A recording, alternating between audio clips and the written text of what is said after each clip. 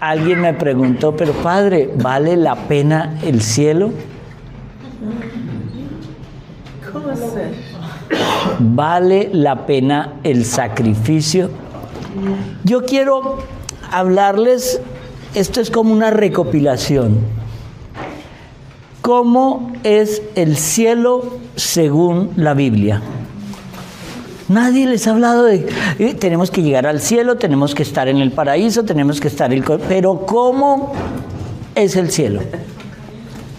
¿Cómo es el cielo? ¿Cómo te imaginas el cielo? Entonces hay 10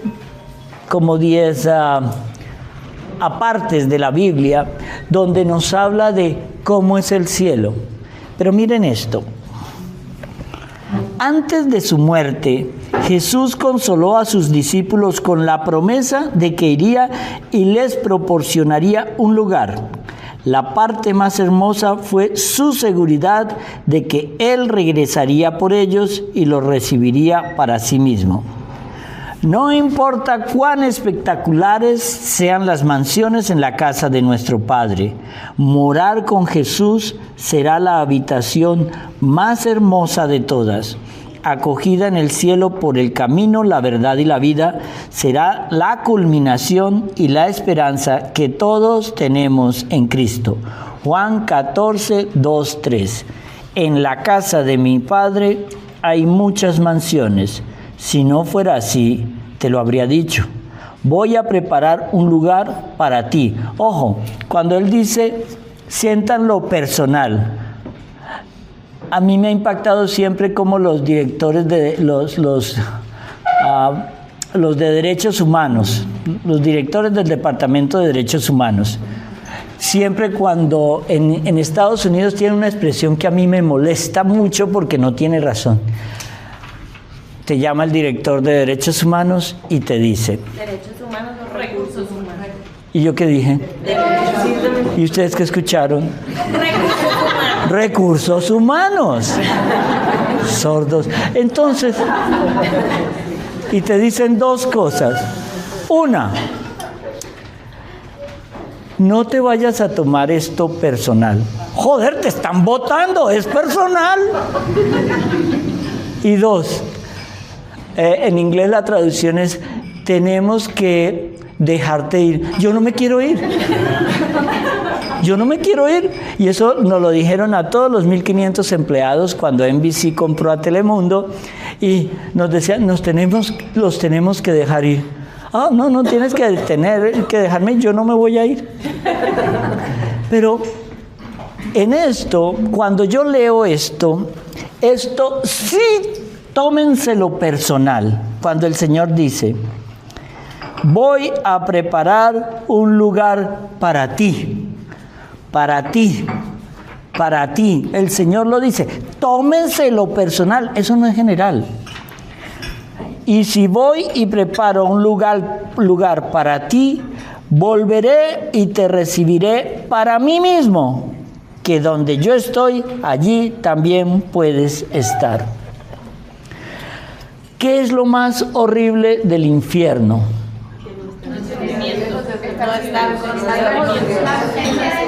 Menos mal no entendí nada de lo que dijeron.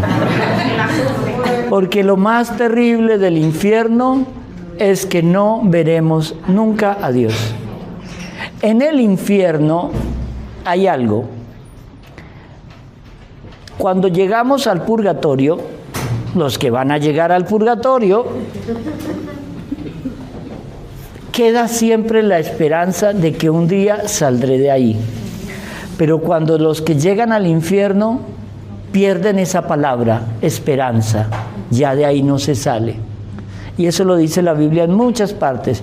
Del infierno nadie sale. Porque cuando el rico Epulón vio a morir a Lázaro y llegó allá y le pedía que al padre Abraham que le permitiera mojar a Lázaro un dedo para que se lo acercara a él en el infierno. Primero, aún en el infierno él no entendía que ya Lázaro no era su esclavo. Dile a Lázaro que venga y me Dile, tú, mira dónde estás tú y mira dónde está Lázaro. 2, ¿qué le dice la Biblia? Entre ustedes y nosotros hay un abismo insondable. Nadie de allá puede pasar aquí, ni nadie de aquí puede pasar allá. Cuando Santa Teresa en ese poema no me mueve el terror del infierno merecido, pero todos nosotros hacemos cada día puntos para irnos para el infierno, no al cielo. ¡Qué fuerte! Cuando ustedes lleguen esta noche a su casa o a su cama, pregúntense, ¿qué hice yo hoy para ganar el cielo? Y pregúntense, ¿cuántas mentiritas imbéciles dije para ganarme el infierno?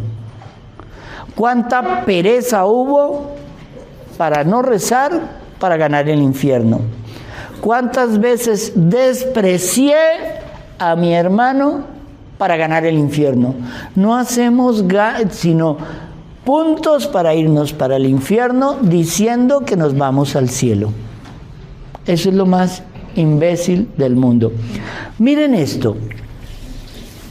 Varios textos de revelaciones aprobadas por la Iglesia hablan de cómo va a ser ese cielo. Pero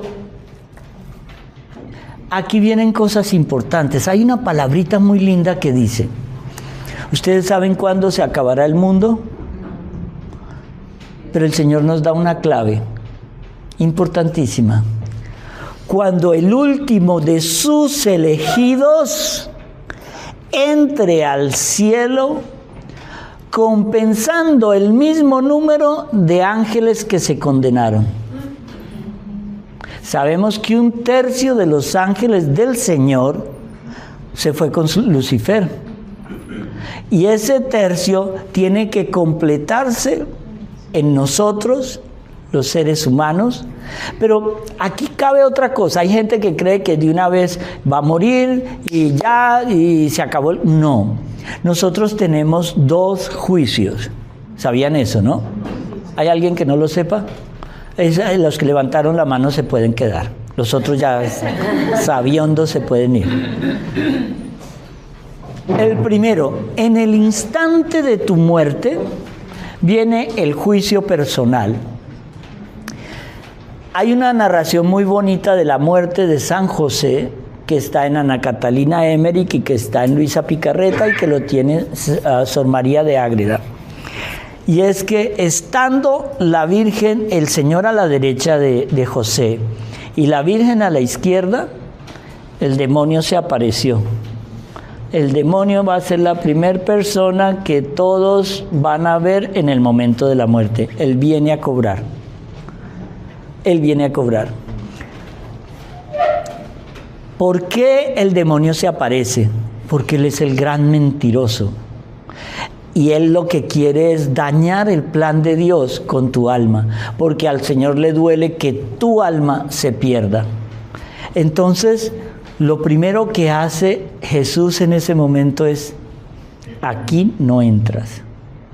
Eso es lo que yo llamo, o que la Iglesia llama, una santa muerte. ¿Ustedes se imaginan que el día que ustedes se mueran, tengan a Jesús aquí y a la Virgen aquí?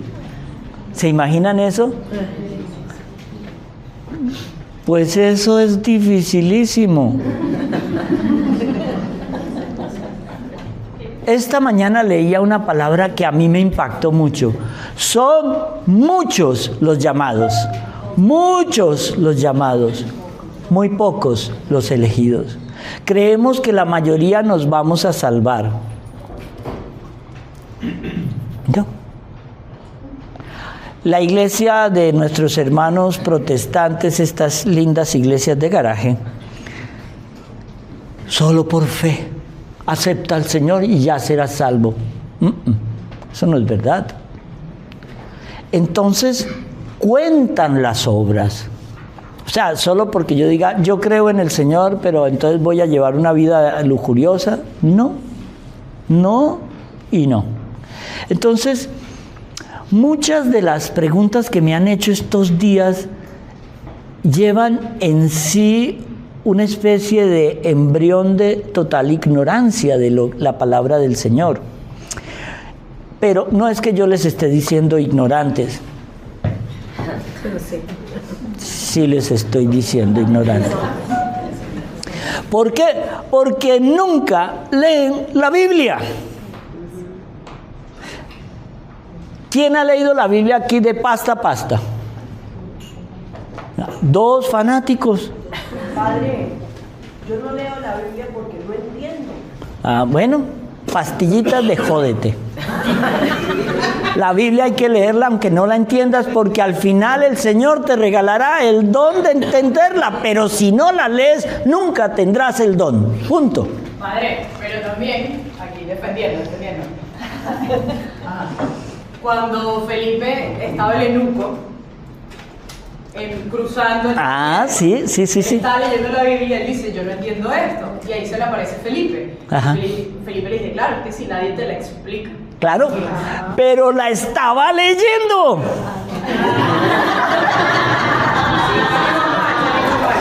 De nuevo, no la quieres leer porque no la entiendes. Pastillita de 500 miligramos de jódete. La lees, coño. Perdón por lo de la lees. Aquí vamos a esto. ¿Cómo es ese cielo? Miren, nosotros al morir tenemos el juicio personal. Ahí sabremos si nos condenamos o nos salvamos. Si usted va a caer en el último nivel del purgatorio, se salvó, aunque será un infierno. Narran muchos de las personas que han tenido revelaciones privadas la historia del Papa, no voy a decir que fue Inocencio II, que llevaba 500 años en el purgatorio. Y hay castigos, óigalo bien, que pasarán en el purgatorio hasta el juicio final. Miles de años en el purgatorio. La gente cree, bueno, pero si me salvé y llegué al purgatorio, chévere. Pero es que le han explicado en realidad qué es el purgatorio. Cuando uno empieza a leer y a leer y a leer, nuestros hermanos dicen que el purgatorio no está en la Biblia. Por favor, aparece en más de 30 ocasiones desde el Antiguo hasta el Nuevo Testamento. Que no lo llama purgatorio con ese nombre, sino lo llama lugar de purificación. No saldrás de la cárcel hasta que no hayas pagado el último centavo. Nos recuerda eso el Nuevo Testamento. Entonces, ¿por qué? Porque es que el cielo es y tiene que ser algo tan sublime, tan grande, que jamás un ojo vio, un oído oyó o una mente siquiera imaginó. Todos los santos que el Señor les ha permitido vivir eso por segundos, se quieren morir ya para estar con Él. La Virgen le rogó al Señor cuando murió que se la llevara. ¿Y el Señor qué le dijo? No, porque tú tendrás que guiar la iglesia.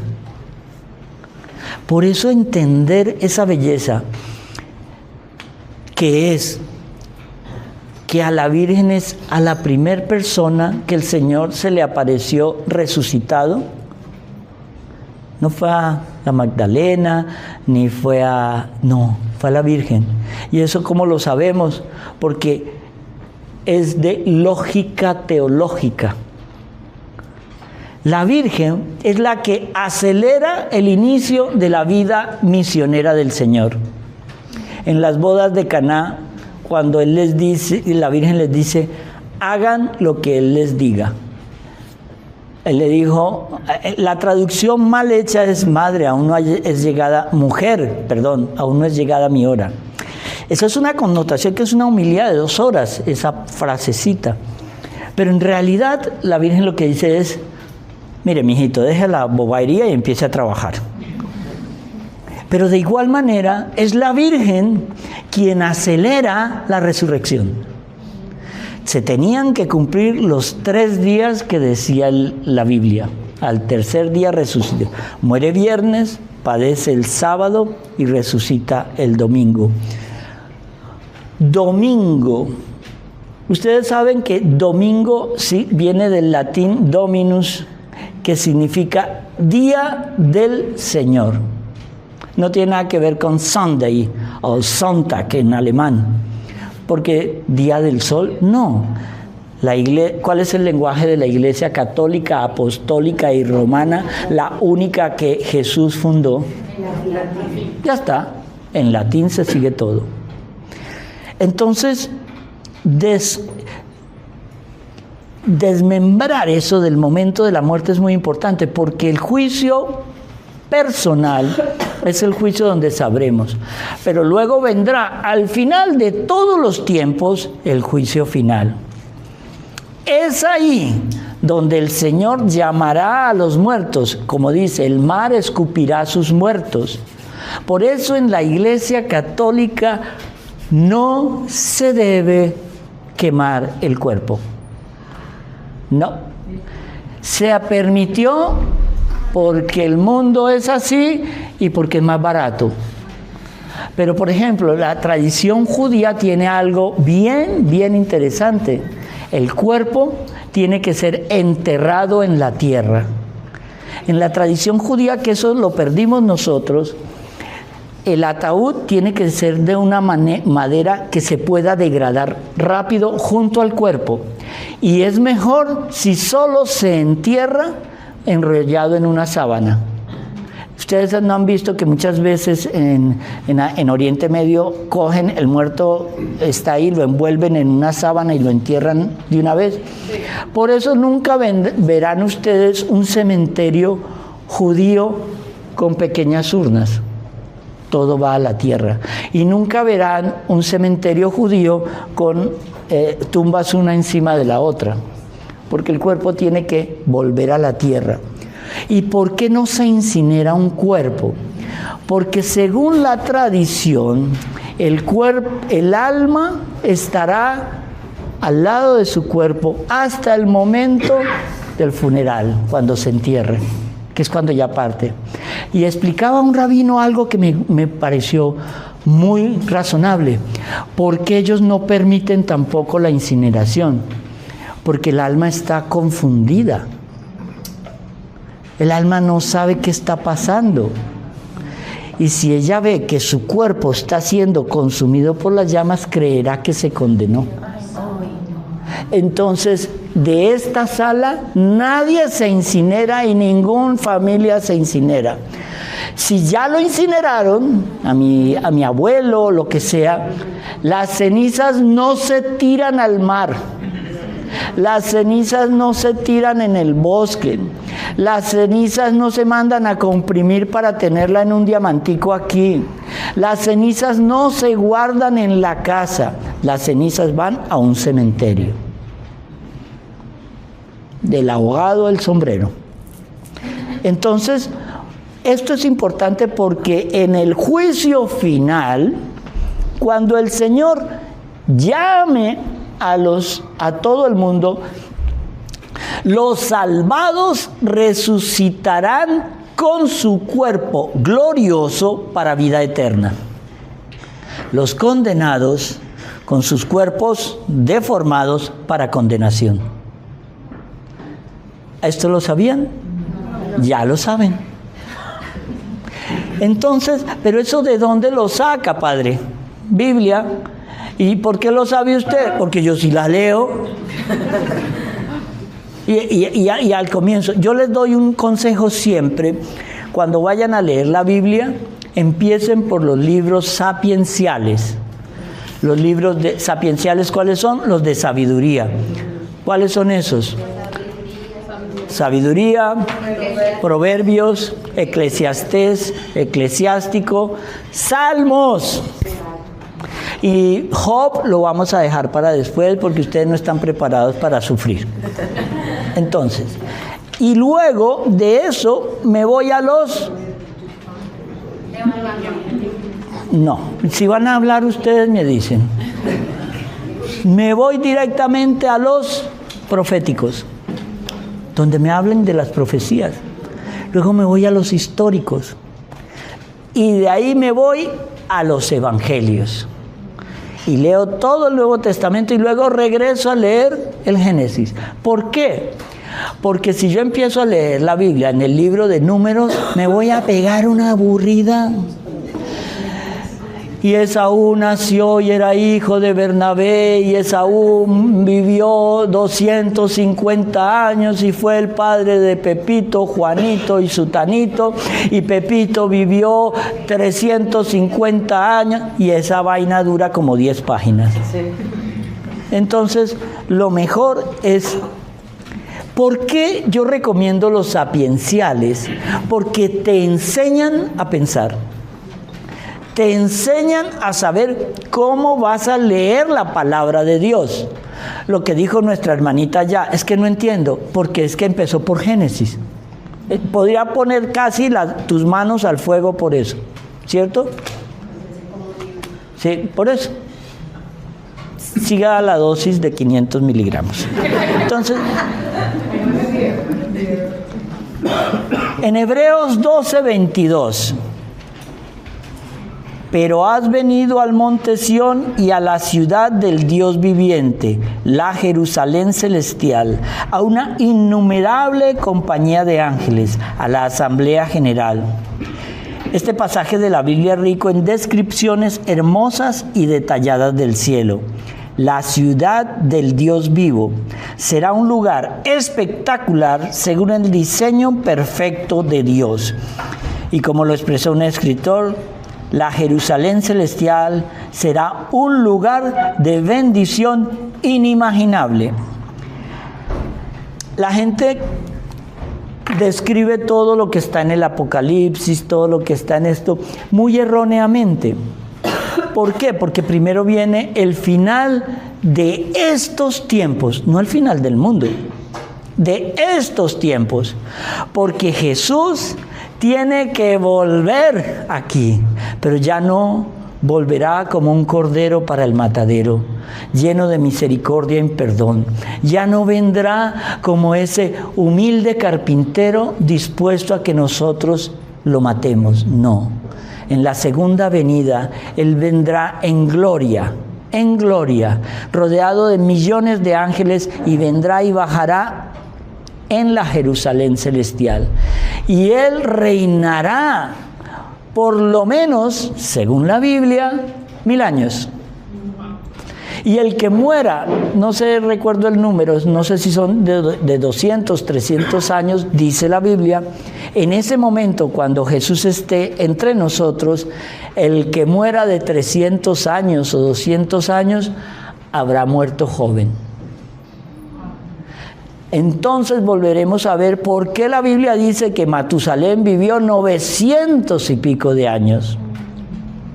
Entonces entenderemos que la Biblia no mentía. Miren este dato antropológico. La Biblia dice que Goliat medía casi 4 metros, entre 3 metros, 3 metros y medio. Se consideraba un mito, ¿cierto? Se sabe que David, el que lo mató, medía 1,49. O sea, al lado mío. Pero miren esto tan bonito. Hace como unos 10 años, la Universidad Hebrea de Jerusalén, en unas excavaciones en lo que hoy conocemos como la Franja de Gaza, que era donde vivían los filisteos, encontraron tumbas de más de 2.000 y 3.000 cadáveres. Eso lo pueden encontrar en los videos de YouTube, para que vean que no me lo estoy inventando. Van a encontrar unos cráneos de este tamaño y unos esqueletos de 3 y 4 metros de altura en las ruinas y en los cementerios que acaban de descubrir. Y era la zona de los filisteos. Los palestinos de hoy no tienen nada que ver con eso. ¿Por qué?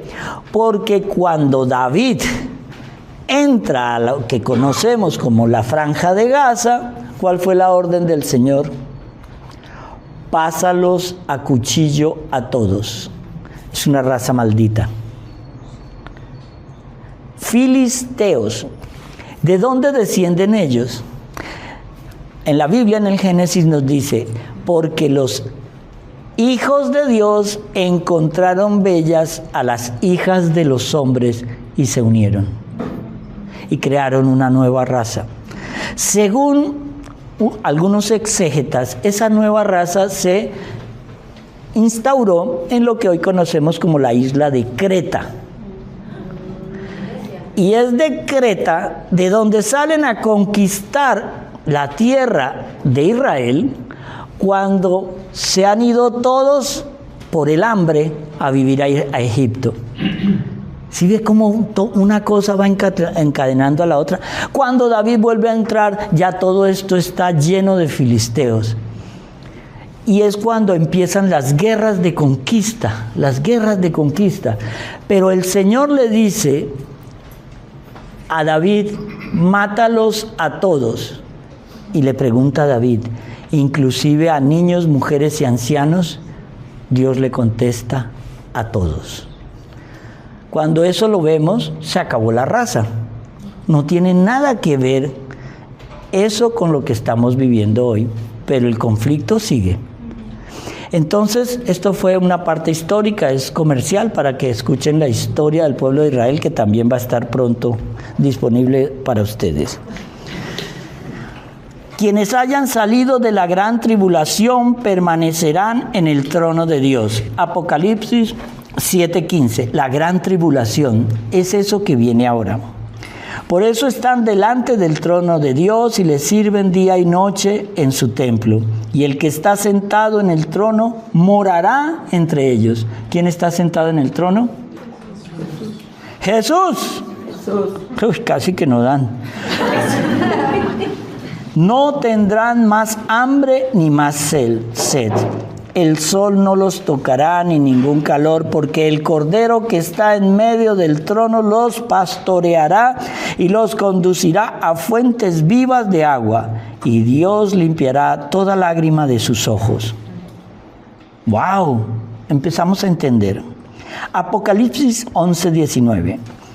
Entonces el templo de Dios se abrió en el cielo, y el arca de su pacto se vio en su templo.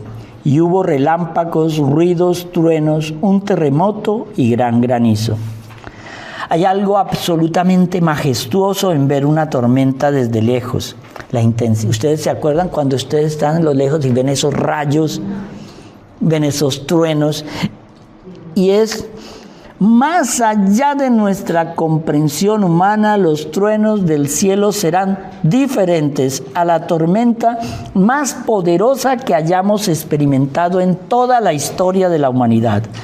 La majestad de Dios será proclamada en todo el universo. Su voz retumbará a través de los cielos. La voz de Yahvé sobre las aguas, el Dios de la gloria truena. Salmo 29. Y aquí entramos en algo que yo quiero, esto es un popurrí, ¿cierto? Que quiero que entiendan. ¿Cómo oraba Jesús? Él rezaba el Ave María con los salmos. Eso era lo más importante. Recuerden que en la época de Jesús, lo que existían de libros antiguos, lo que conocemos como el Talmud, eran rollos. Pero si yo les dijera cómo debemos orar nosotros, las conclusiones es: la palabra de Dios es medicina para tu cuerpo y refrigerio para tus huesos. Óyelo bien. Y si pueden, tomen nota porque no voy a repetir. Los salmos te ayudan así. Si tienes una preocupación, reza el Salmo 42. Si estás desanimado, reza el Salmo 112. Si tienes temor, reza el Salmo 27. Si te falta confianza, reza el Salmo 118. Si no tienes valor, reza el Salmo 8. Si necesitas respuesta de Dios, reza el Salmo 61. Si estás enfermo, reza el Salmo 41. Si necesitas aumentar tu fe, reza el Salmo 144. Si tienes problemas económicos, reza el Salmo 37. Si tienes necesidad de protección, reza el Salmo 91. Si estás alegre, reza el Salmo 100. Proverbios 4:20 nos dice, está atento a mis palabras. El Apocalipsis 22 nos dice, ya nadie podrá ser salvo. El cierre de la gracia ha terminado. ¡Wow! Apocalipsis 15. El templo se llenará de humo. Empezarán las plagas. Y 2 de Corintios 6. Hoy es el día de la salvación. ¿Por qué quiero redondear con todo esto? Porque esto todo nos tiene que servir. Tranquilo que todo esto, Airán me imagino que lo pondrá en manual, editando ciertas partes. Bueno, pero miren esto. ¿Por qué es tan importante esto? Porque es que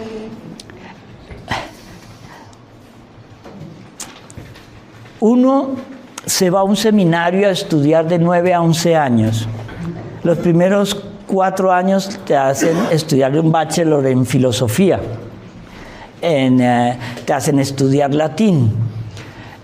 Y te hacen leer todos los filósofos. Es casi como decirte por qué no debes creer en Dios. Y luego vienen 5 años para estudiar teología y divinidad, que ese es tu máster, y unido eso a griego, koiné, y unido a un poco de hebreo y arameo. Y uno se mata, estudia y estudia y estudia. ¿Por qué a un seminarista lo tienen que encerrar en un seminario? Para que no haga nada más sino orar y estudiar, orar y estudiar. Y ustedes pretenden que en 5 días de un retiro se les revele todo. Es más, yo tengo un compañero, Alex, que, mire, yo me hice cura gracias a él. Él es un muchachito joven, debe tener, cuando él entró al seminario de 20 y pico, y yo entré de 47 años. Y él era, y mi inglés es como su alemán. Entonces, a mí me daba risa porque me decía, oh, si tienes que hacer este trabajo, tienes que hacer. Él era como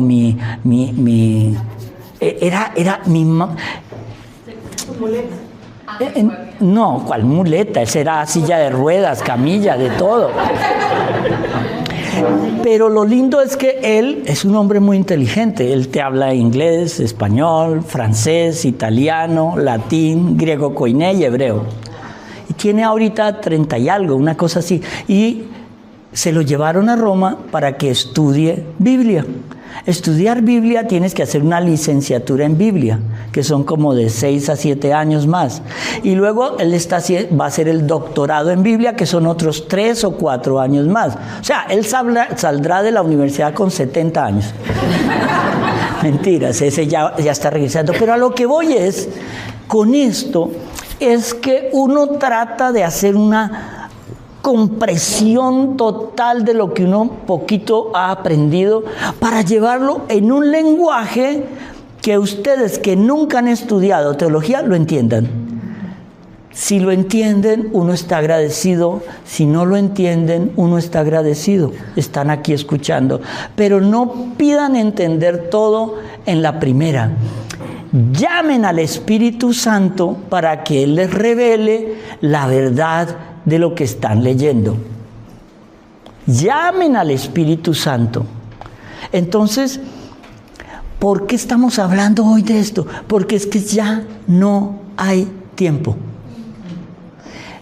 Ojo, el Señor nos advierte, el tiempo de la misericordia se está acabando.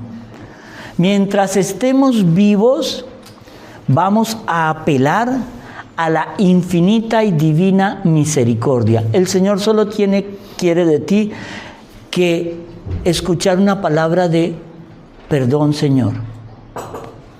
Cuando le preguntemos al Señor cómo lo hice y Él diga,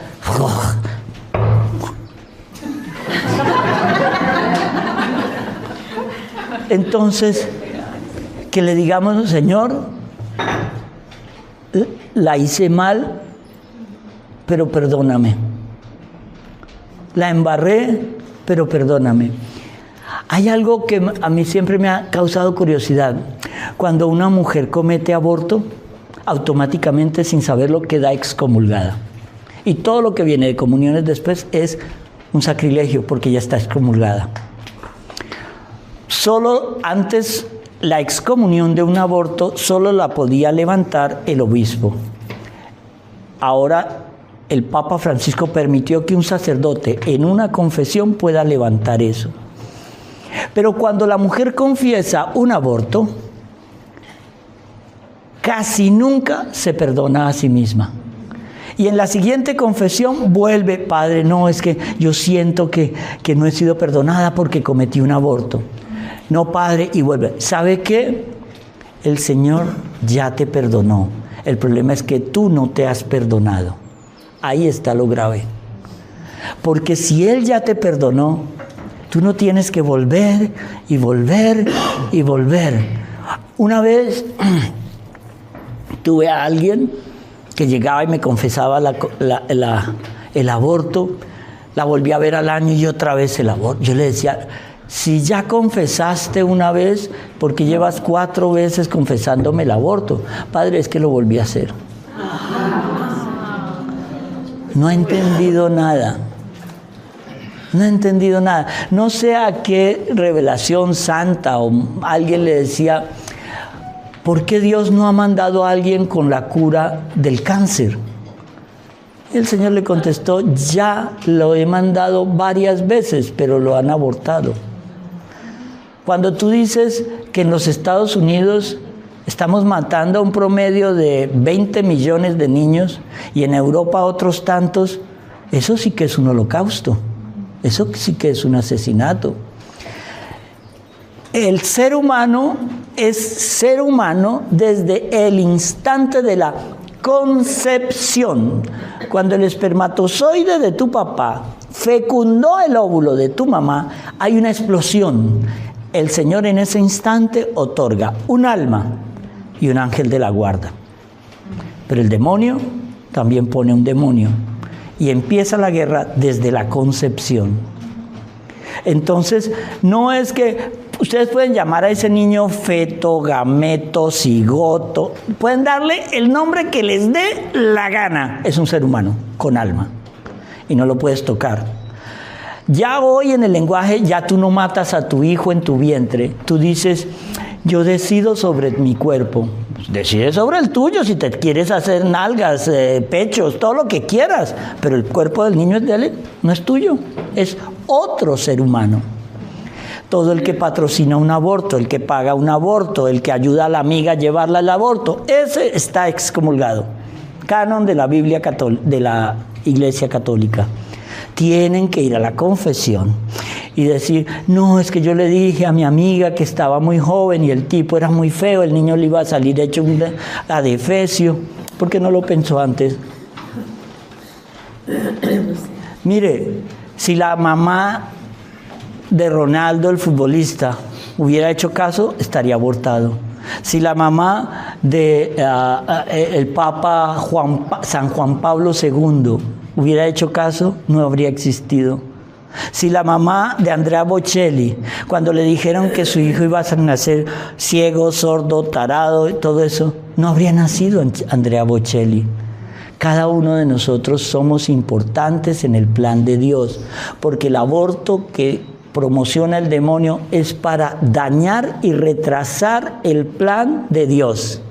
El número de los elegidos ya fue elegido desde el comienzo. Cuando se aborta, estoy retrasando el plan de Dios.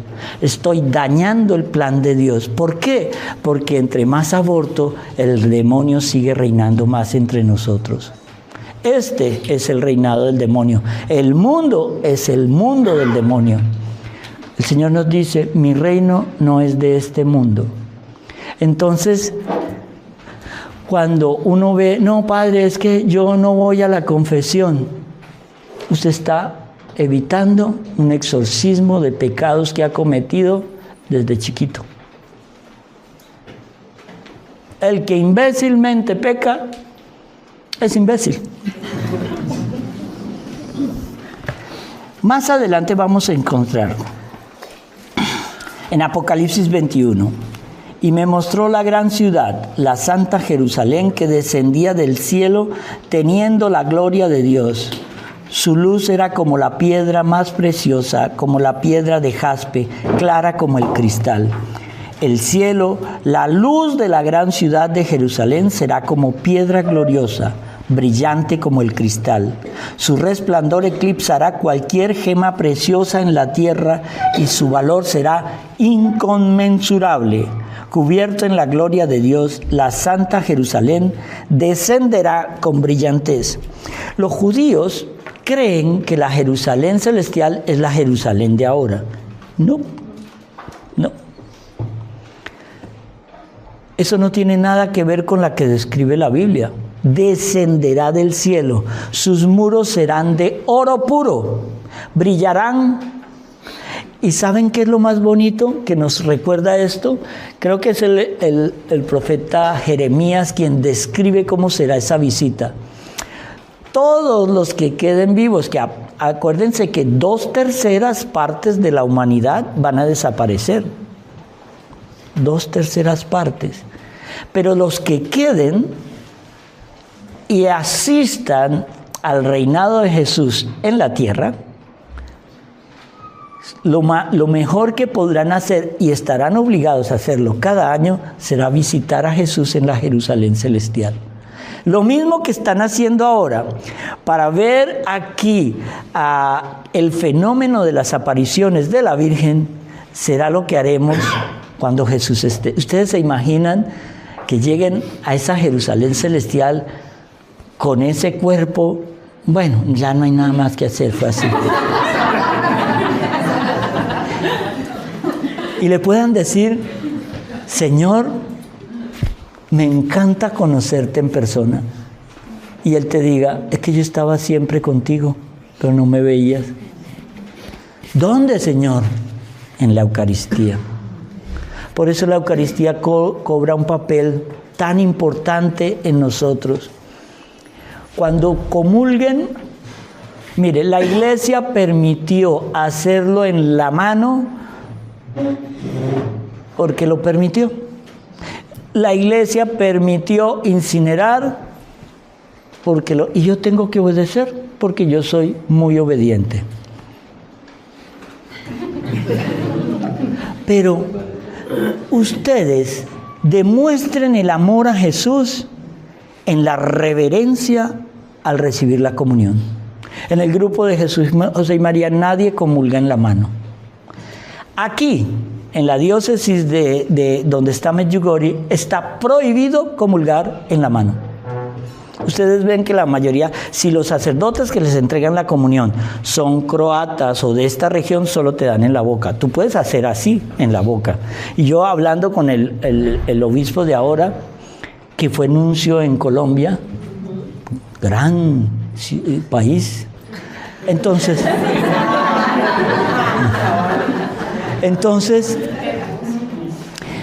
él decía: no, es que eso está aquí en Medjugorje. Ya han venido algunas veces americanos. No, yo recibo en la mano. En esta diócesis no puedes. Entonces no recibo nada. Perdón, le voy a echar azúcar al café. Ah, no, ya le eché, ¿no? Sí.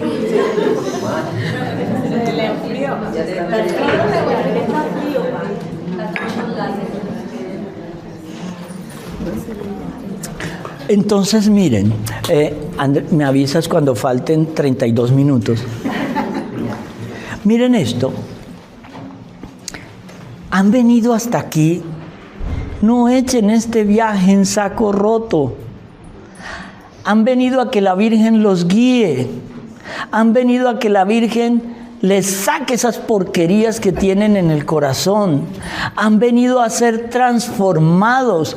Déjense transformar. La Virgen quiere ayudar. La Virgen quiere guiarte a su Hijo. La Virgen quiere completar el plan de Dios. Qué lindo sería poder tener esta misma reunión en el cielo. Y no tener que decir cuando yo ya esté allá con Pedro, no, este no. No, este es dominicano y me trató mal. Es que hay una historia muy, muy simpática que una vez se tiene el concepto de que todos los ingenieros entran al cielo, ¿cierto?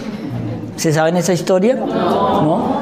Entonces, un día Pedro estaba hasta aquí ya todo azorado porque él tenía un poquito de desorden en el escritorio y entonces llega un ingeniero, se muere y llega al cielo. Pedro, aquí estoy, soy ingeniero, ayudé a construir puentes, carreteras. ¿Cómo te llamas? Pepito Suárez. No apareces en la lista. Sí, pero soy ingeniero, lo siento, no estás en la lista. Tienes que irte para allá. Entonces él llega al infierno. Y llega al infierno y le dice, no, mire que yo no estoy en la lista del cielo. No, venga aquí. ¿Y usted qué es? Ingeniero. ¿Ingeniero? ¿En el infierno? ¿Y usted qué sabe hacer? Yo soy Project Manager. Y empieza ese ingeniero y ordena las calderas de tal manera que el carbón y la leña no se desperdicien.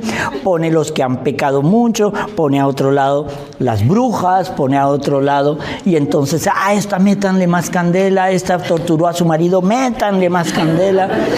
Y todo empieza a funcionar en el infierno con un orden. Y entonces Pedro ve eso y llama al demonio y le dice, bueno, ¿y usted cómo ha organizado? No, es que un ingeniero que usted no dejó entrar aquí me hace el favor y me lo devuelve. No. Ese se queda aquí, me lo devuelve o lo demando. Y si usted demanda lo que quiera, usted no tiene abogados en el cielo.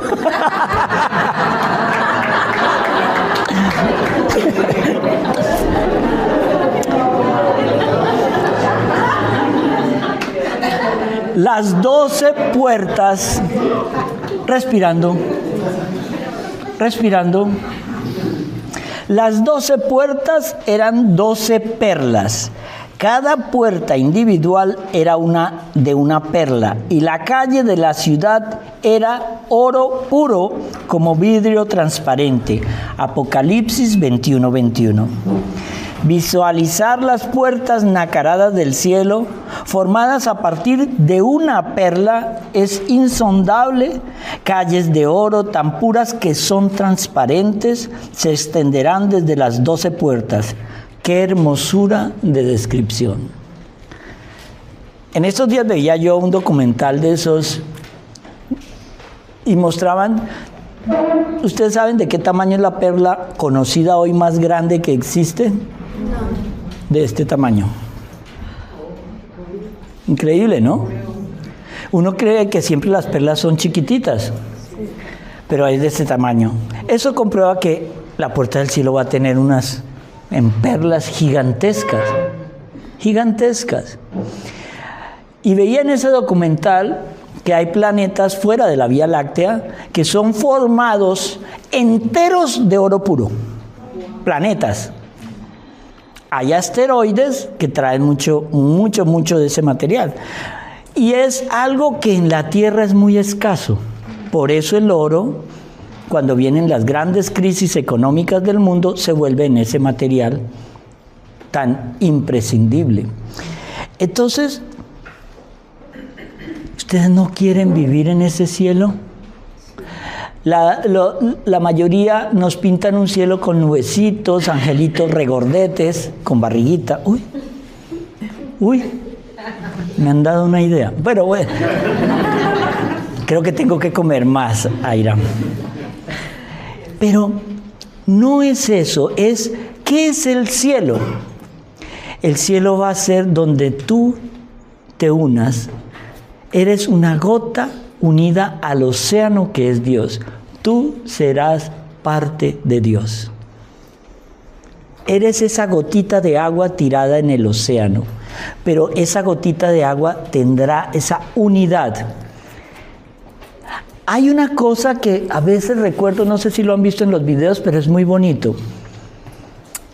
Los ángeles son puro espíritu, ¿cierto?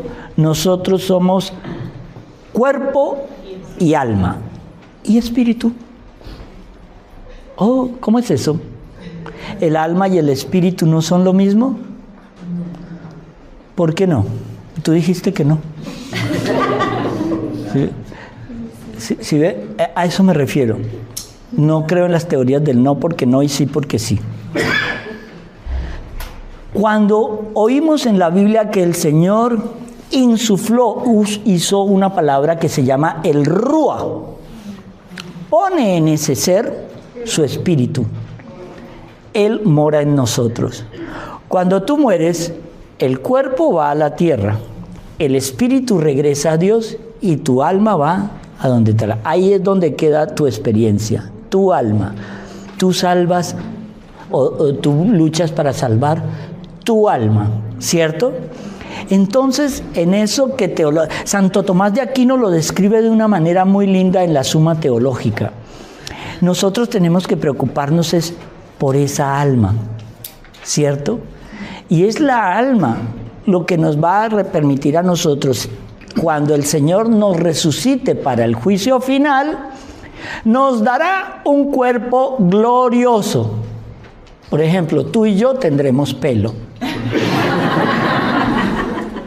Mediré como algo así como 3 metros de altura. Algo parecido a lo que tengo ahora, ¿no? Entonces, no habrá celulitis, estrías, gorditos. Pero un cuerpo glorioso. ¿Y esto cómo lo podemos nosotros entender? En todas las apariciones de la Virgen, ella aparece como una niña entre 15 y 20 años. ¿Quién de ustedes no quiere regresar a tener 15 y 20 años? Todas eran tan lindas a los 20. ¿Qué pasó? Pero esa belleza de estar unidos a Dios es lo que nos espera. Entonces, los ángeles, que eran puro espíritu, nada de carne, tienen una cosa que se les reveló la sabiduría por ciencia infusa. O sea, en el momento de su creación, ya tenían todo el conocimiento de Dios que iban a tener. Y de una vez tenían su función en el cielo. Por eso existen 9 coros angélicos. El hombre es diferente. El hombre se le dio un entendimiento, se le dio una inteligencia y nosotros aprenderíamos a descubrir a Dios en la búsqueda de Dios. No es ciencia infusa. Por eso Lucifer, que era el más hermoso de todos, al saber tanto, no tenía derecho al pecado. Él no tenía el más mínimo derecho al pecado. Nada. Por eso él solo cometió un pecado y se condenó. Nosotros, al estar en un proceso de crecimiento, el Señor sabía que nos íbamos a caer muchas veces y por eso creó la confesión.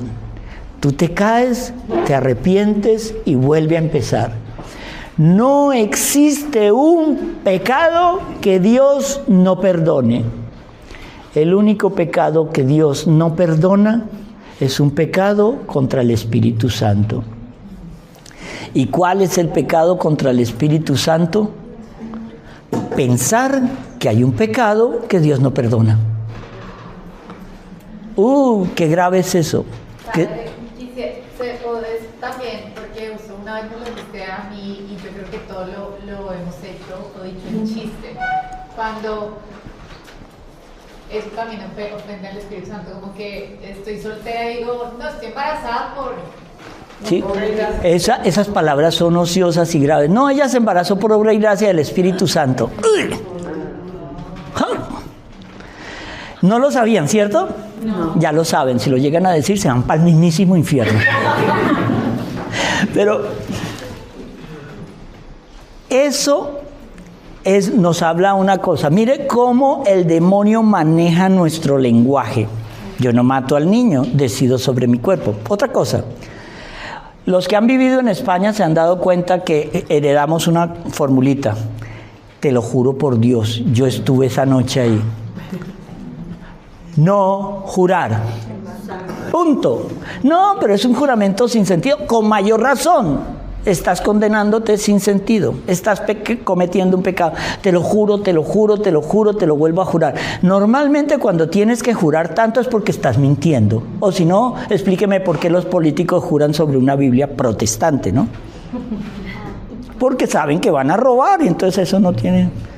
Entonces, ojo, no jurar, no jurarás por nada que exista sobre ti en el cielo, en la tierra, debajo de la tierra, en las aguas, ni por tus antepasados, ni por lo que hay sobre la mesa del altar, ni debajo del altar, porque no eres dueño ni siquiera de un cabello de tu cabeza. No jurar. Si usted tiene que decir para que le crean, te lo juro, es porque está mintiendo. O si no, recuerde las promesas que ha hecho con juramentos. No ha cumplido ninguna. Si alguien le tiene que creer, como dice el Señor, tiene que creerte. Porque yo digo que sí es sí, no es no. Yo no tengo que jurarte nada. Eso de que, júrame que no has estado con la vecina. De una vez, el que sí estuvo, te lo juro, mi amor, yo nunca he estado. Pero el que no ha estado, dice, yo no he estado. Y si me quiere creer, que me crea. Y si no me quiere creer, le das pastillitas de las tuyas al que no quiere creer.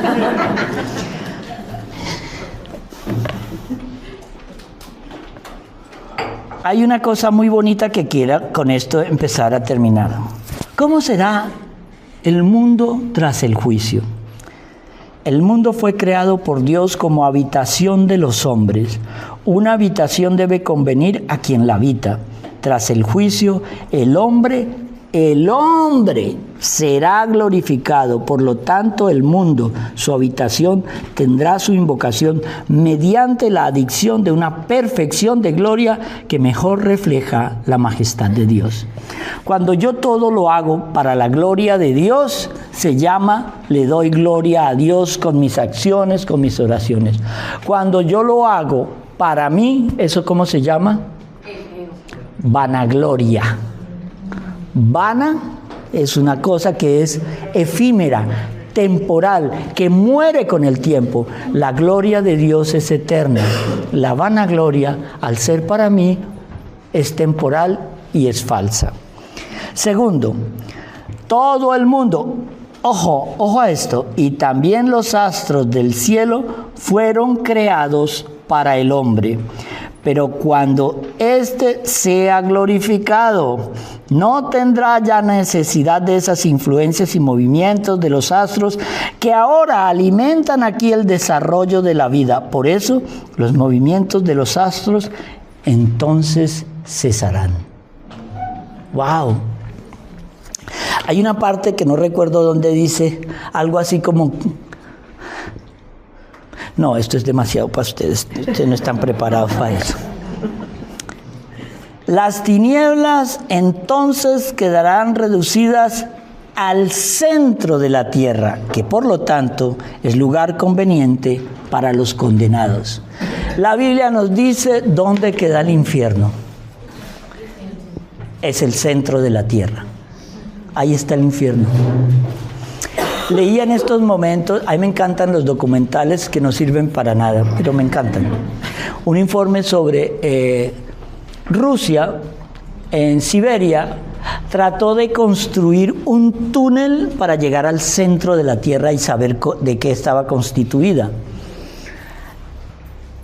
Y cuando llevaban no sé cuántos miles de metros de profundidad, empezaron a escuchar unos gritos y aullidos y las cosas más horribles del mundo, y salía un hedor terrible de ese hueco, que todavía le faltaban miles de metros para llegar, y el gobierno de Rusia mandó a sellar ese túnel, mandó a cerrarlo. La Biblia ya no lo decía. Nos decía que en la franja de Gaza habían gigantes, y solo hasta que vimos los esqueletos creímos. Antes todo era un mito. La Biblia ya nos habla dónde queda el infierno, el Hades, las profundidades. están en la tierra. Pero también nos dice dónde queda el purgatorio. ¿Saben dónde está? Los túneles que conducen al infierno. Porque el Señor, cuando bajó en la cruz, cuando muere, bajó a los infiernos. Primero, para que todos los demonios se postraran ante Él, porque estaba escrito, se postrarán ante el Hijo del Hombre. Y segundo, ¿qué es lo que ocurre hoy? ¿Qué es lo que celebramos hoy? Que es por eso que el día de hoy es el día más importante para el cristiano. Es cuando el Señor resucita y abre de nuevo las puertas del cielo para que nosotros podamos entrar. Hasta que el Señor no resucitó, ni Adán, ni Abraham, ni Moisés, ni los profetas, nadie, ni José había entrado al cielo.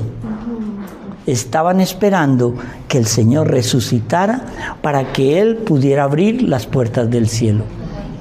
Por eso la Biblia nos recuerda, los santos esperaban este día de gloria. Por eso nosotros tenemos que celebrar con alegría que hoy, hace unos casi 2000 años, el Señor abrió las puertas del cielo. Hoy es un día de gozo para nosotros. Hoy es un día que tenemos que estar alegres por el sacrificio del Señor. La cruz no es símbolo de fracaso. La cruz es símbolo de triunfo. Porque quien no tiene una cruz, preocúpese. La cruz es la puerta al cielo. Hay algo bien lindo. San Mateo nos recuerda algo. Nos dice: el Señor purifica a sus elegidos. Si tú no tienes ningún problema, preocúpate. Si tu marido es perfecto, si tu esposa es divina, si tus hijos son angelitos, si ganas una fortuna y no te duele nada y tienes vivos tus papás, abuelitos, bisabuelos y tus amigos son una belleza, preocúpate, vas para el infierno. Pero el Señor, cuando nos dice es más difícil a un rico entrar al reino de los cielos, lo que están diciendo es: ¿dónde pones tu esperanza? ¿En el dinero o lo pones en Él? Entonces, cuando nosotros estamos trabajando para cambiar, es porque yo quiero estar con Dios en ese cielo que nos tiene prometidos. Entonces, el redondeo de esto, ¿cuál es? En la invocación del mundo en la innovación del mundo tendrán mayor claridad y luz los astros del cielo, y por reflejo también los cuerpos de la tierra. No todos igualmente, sino que cada cual según su actitud. Seremos juzgados en el amor, pero nuestros actos serán guiados por la pureza con la que fueron realizados. El Señor ve es tu intención en el acto. Si tú eres de las que da $100 en la iglesia y coge el billete y lo pone de tal manera que se caiga fuera del ¡ay! Se cayó mi billete de $100. Eso es lo que hacen los artistas. Nuestros artistas, estas estrellitas pegadas con mocos, donan $100,000 para un colegio en un barrio marginal de cualquiera de estos países subdesarrollados de América Latina. Y todo el mundo las aplaude. Que no se entere tu mano derecha lo que hace tu izquierda. Tú querías el aplauso del mundo, ya lo tienes, pero no es un aplauso de Dios. La caridad tiene que ser en silencio, que nadie sepa, o entre menos sepan mejor. Pero no nos damos cuenta que en Estados Unidos los artistas no es que donen, es que tienen que dar ese $500,000 en impuestos. Les toca a la fuerza, pero también te dan la opción de decir: no, mira, tú puedes decir que se vaya a un colegio, a uno de estos países. Yo siempre digo países subdesarrollados de América Latina, como si yo fuera gringo. soy gringo. No, pero es para crear controversia porque yo sé que me van a escribir cuando salga esto. Padre, usted es colombiano, ¿cómo puede hablar mal de nuestro país?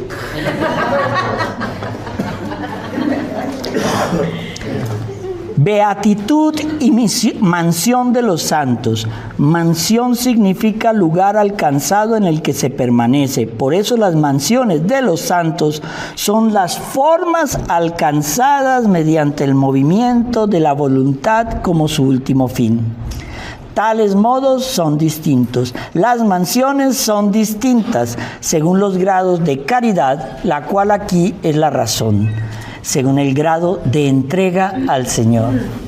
La dote de los bienaventurados, la dote del alma bienaventurada, consiste en 3 dones: ver a Dios, conocerlo como bien presente y saber que tal bien presente es por nosotros poseído, lo que corresponde a las 3 virtudes teologales: fe, esperanza y caridad. 3 son las batallas que incumbren a todo hombre: contra la carne, contra el mundo y contra el diablo. 3 son las victorias privilegiadas que se pueden ganar. 3 los privilegios o aureolas correspondientes. La aureola de los mártires es la más excelente porque su batalla es la más áspera. Pero en cierto sentido es superior la aureola de las vírgenes, porque su batalla es más larga, más peligrosa y más rigurosa. La batalla, la justicia de Dios y los condenados. Quien peca mortalmente contra Dios, que es infinito, merece una pena infinita, y esta debe pagarse en el infierno eterno. De hecho, en las penas se distingue la acervidad y la duración. La culpa es entonces proporcional a la amargura, no a la duración.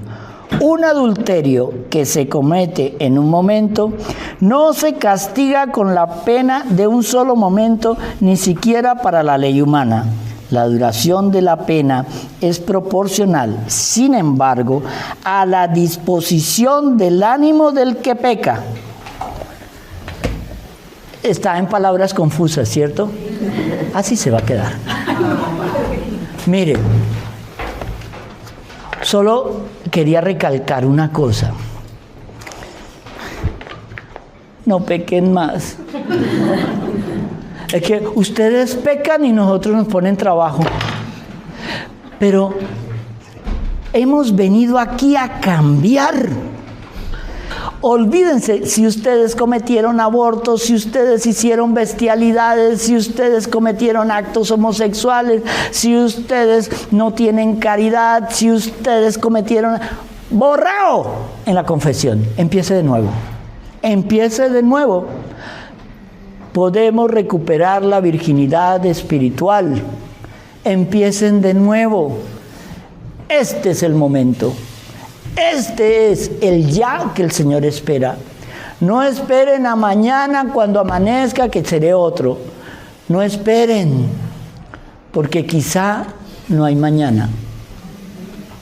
Cuando me toca asistir a muertes repentinas de jóvenes y bendecirlos, él no sabía que se iba a morir. Hay una historia, una anécdota que es un poco dramática y todo esto, pero que la han leído en muchos memes. La madre que sale al hijo que se va de fiesta con sus amiguetes y le dice: "Ay, hijito, ve con Dios". Y el hijo, en broma, le contesta: "Pues tendrá que ir en el baúl porque aquí ya no cabe nadie más". Tienen un accidente y se matan los 5. El baúl quedó intacto. Eso parece ridículo, ¿cierto? Pero siempre bendigan a sus hijos, a sus padres, a sus hermanos. Que la despedida de ustedes no sea más suerte. No, que Dios te bendiga. Siempre la bendición.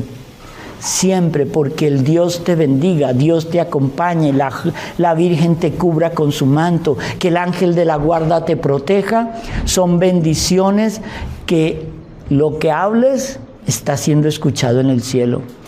Ojo con las palabras ociosas, porque muchas veces el demonio las escucha.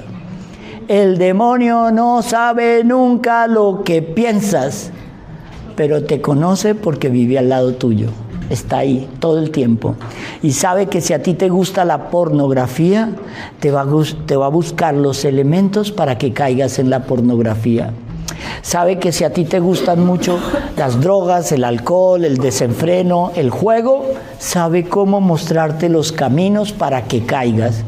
Y lo que me da rabia con este desgraciado es que él no ha terminado de tentarte y tú ya estás cayendo cuando él está pensando cómo agrandar ese pecado para que sigas cayendo. Por eso una mentirita chiquita te lleva al pecado mortal, porque no sabes hasta dónde tienes que llegar para salir del pecado mortal. Y la única manera de librarlo es en el cuartico de la confesión. Hasta aquí fue todo y que el Señor los coja confesados. Amén.